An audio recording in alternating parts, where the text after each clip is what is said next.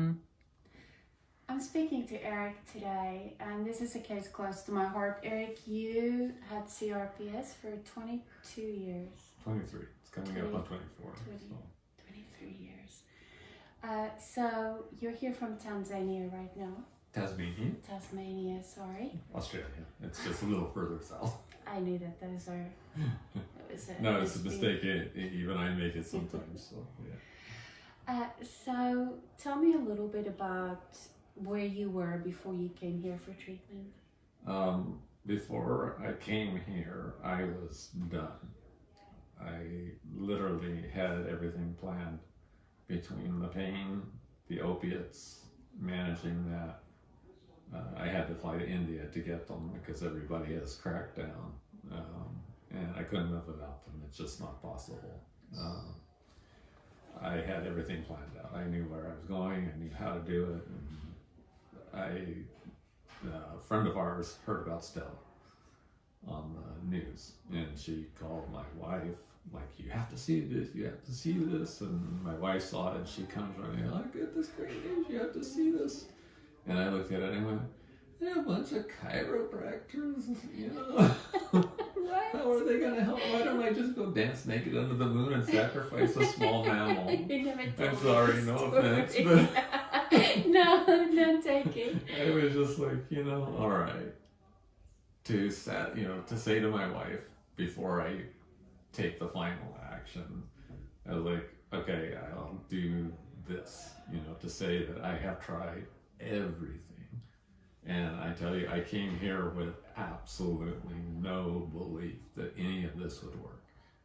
It was like, this is just the hokiest thing I have ever heard of. They're gonna, find hot spots, and they're gonna do this and that, and how are they gonna, I had seen a few videos, and the first day I got in there with Katie, she was like, okay, we're gonna look for some hot spots today, and she hit every spot, and it lit up like a Christmas tree. So from then I was like, maybe this, I don't know, at least this part works. But the pain has been going down. By fourth week, it was, in the 5s, 4s, from pretty much a constant 7.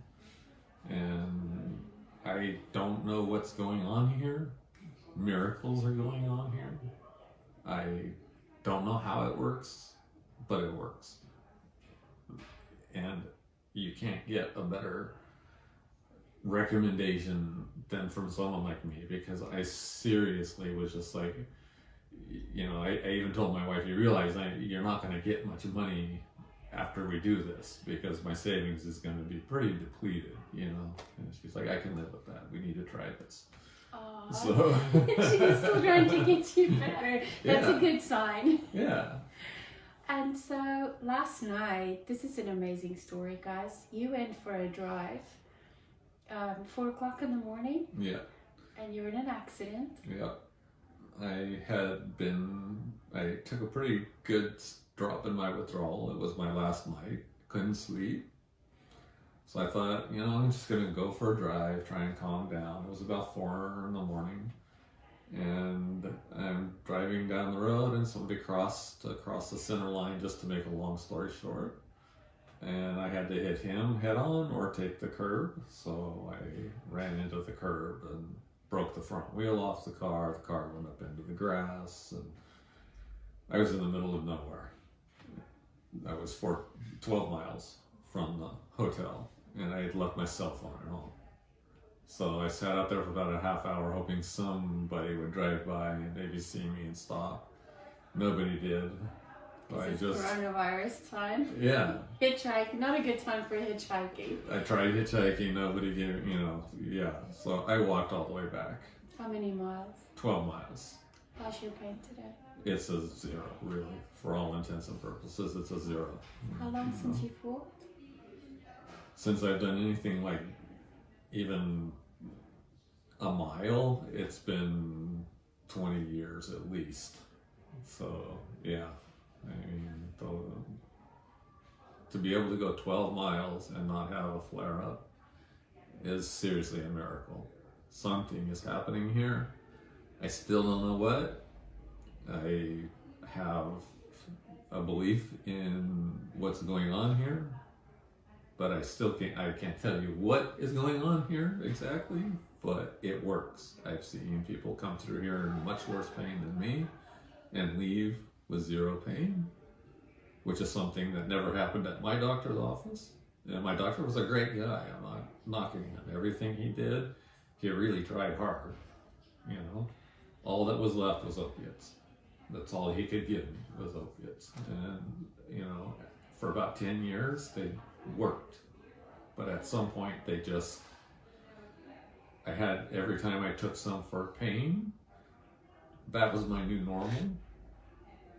Even if I took it one time, that was my new normal. Then if I wanted to cut that back, I had to go through withdrawal. If I had to take more for the pain the next time, that would be my new normal. And as a consequence, I was taking unbelievable amounts. I mean, just huge amounts of opiates. So, you know, fentanyl too. Fentanyl, oral fentanyl, the patch, literally milligrams of fentanyl in a day. You know, it's a microgram drug, but was taking literally milligrams. It's been a week now since I've had any fentanyl, and I've cut my morphine by about 60%. So in total, it's probably an 80 or so percent cut, and it's great. And you walked 12 miles last night. And I walked 12 miles thinking the whole time I was not going to be able to get up the next morning. And I'm so happy to come in here and tell everybody, you know, and the word has gotten around, of course. We're celebrating. This is amazing. Eric is pretty close to our heart, so thank you for doing this video. Yeah, thank you for doing this whole thing. I can't tell you how much I did not believe in this. You hit it well. You were perfectly pleasant. I told my wife I'm going to give it 100%, you know, and I did, and I'm glad I did, and I'm glad that everybody, you know, I couldn't possibly thank everybody here enough. Just, it is a miracle that's going on here. There's, you know, miracles inside of you. Yeah. And in this place, because I've never felt this good. I haven't felt this good in 23 years. I know that you're going to give someone a message of hope today, and there's a big need for that right now. So thank you, Eric. Thanks for doing this video. You're welcome. Thanks, Cam.